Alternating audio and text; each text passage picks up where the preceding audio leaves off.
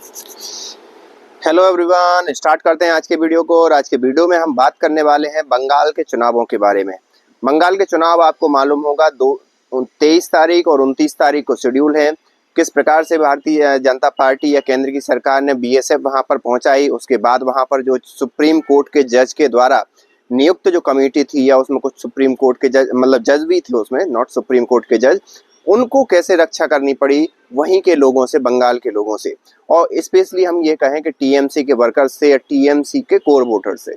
TMC का वहां पर कोर वोटर अगर देखा जाए तो मुस्लिम है। मुस्लिम स्पष्ट रूप से एकजुट होकर टीएमसी को वोट डालते थे और यही कारण रहता था कि टीएमसी बार बार चुनावों में जीत के आई।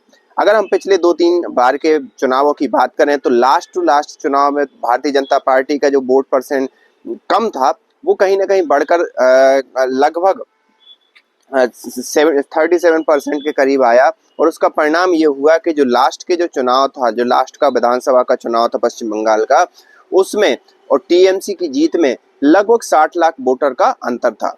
60 लाख वोटर का अंतर होने का मतलब ये है कि कई सीटों पर ऐसा था, मतलब लगभग 60 से 67 सीटें ऐसी थीं कि जहां पर भारतीय जनता पार्टी का बहुत क्लोज मार्जिन से भारतीय जनता पार्टी हारी। और मतलब जितना मार्जिन से हारी थी, अब उसका वो मार्जिन अभी पूरा कर पाएगी कि नहीं कर पाएगी ये तो आगे आने वाला समय बताएगा।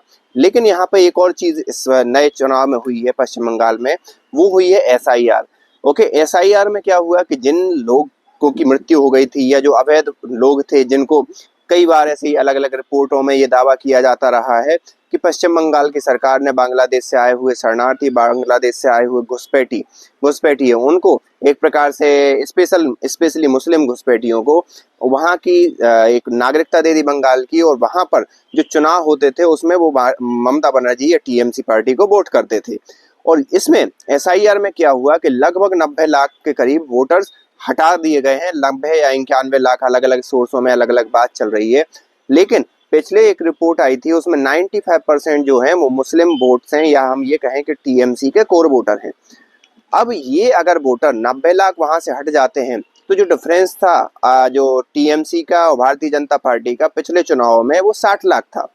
अब अगर हम मान भी लें कि चलो 95% लोग नहीं थे उसमें वोटिंग लिस्ट में, 60 से 70% भी थे, तो 4 से 5 लाख का डिफरेंस आ जाता है। मतलब 52 लाख के करीब वोटर हटाए गए। अब 52 लाख के करीब वोटर जब हटाए गए तो जो 60 लाख का डिफरेंस था, मतलब 8 लाख वोटर बीजेपी को नए चाहिए और वो टीएमसी को हराने में कामयाब हो जाएगी।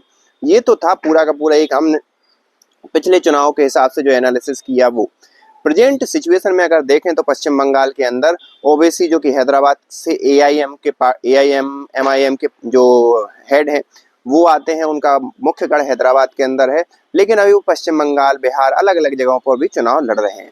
पहले ये खबर आई थी कि नदीम वहां पर जो टीएमसी के ही एक नेता हैं, उनके साथ एक अलाइन करने की कोशिश उन्होंने की, लेकिन वो अलाइन इसलिए सक्सेस नहीं हो पाया क्योंकि उनका कुछ तो भी मतलब सीक्रेट ऑपरेशन या सीक्रेट टेप लीक हो गया।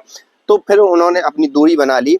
लेकिन वहां पर जब हम ग्राउंड लेवल पर कई लोग, कई रिपोर्टर गए तो उसमें निकल कर ये सामने आया कि जितने भी मुस्लिम्स हैं वहां पर वो टीएमसी को ही वोट देने वाले हैं। तो एक बात तो साफ है कि जो मुस्लिम कोर वोटर है वो ओवैसी की तरफ या कोई अन्य पार्टियों की तरफ नहीं जाएगा, वो जाएगा टीएमसी की तरफ। और जो कि एक प्रकार से ट्रेंड भी रहा है, अलग अलग हमने चुनावों में देखा कि भारतीय जनता पार्टी को हराने के लिए मुस्लिम मतदाता वोट करते हैं। तो ये तो हो गया टीएमसी का वोटर। लेकिन वहीं अगर हम देखें कि जो हिंदू वोटर है या बीजेपी का कोर वोटर है, वो अभी एकजुट हुआ है और एकजुट होकर वो सिर्फ और सिर्फ भारतीय जनता पार्टी को वोट देने की बात कर रहा है।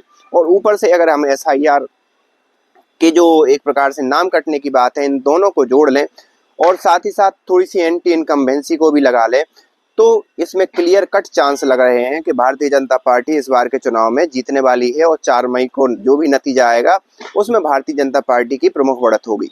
ये अभी हाल फिलहाल की ये सब ये आंकड़े जो निकल कर सामने आए हैं उसके आधार पर एनालिसिस किया जा रहा है।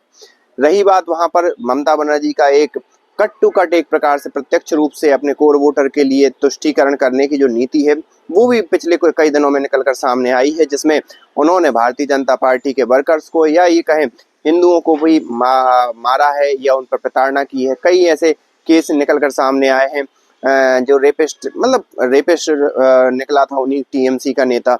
तो ये सारी चीजें अगर बीजेपी सही हिसाब से कन्वे करने में कामयाब होती है तो बीजेपी के हाथ में बंगाल आने ही वाला है।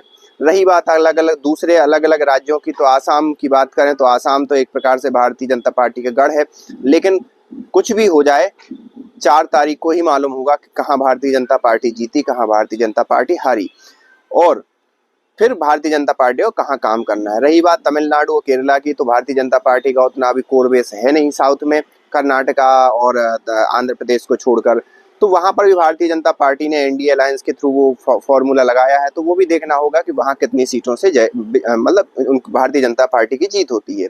लेकिन पश्चिम बंगाल पर सबकी नजर रहेगी। पश्चिम बंगाल बहुत महत्वपूर्ण हो जाता है भारतीय जनता पार्टी के लिए, क्योंकि वहां तो ना तो केंद्र की कोई भी योजनाएं अभी तक लागू हुई हैं, और साथ ही साथ वो एक सीमावर्ती राज्य भी है। तो ये भी इस हिसाब से भी बहुत जरूरी हो जाती हैं चीजें कि कोई भी घुसपैठिया वहां पर ना आए। आप इस बारे में क्या सोचते हैं, आप हमें कमेंट करके बता सकते हैं। मिलते हैं नेक्स्ट वीडियो में, तब तक के लिए थैंक यू।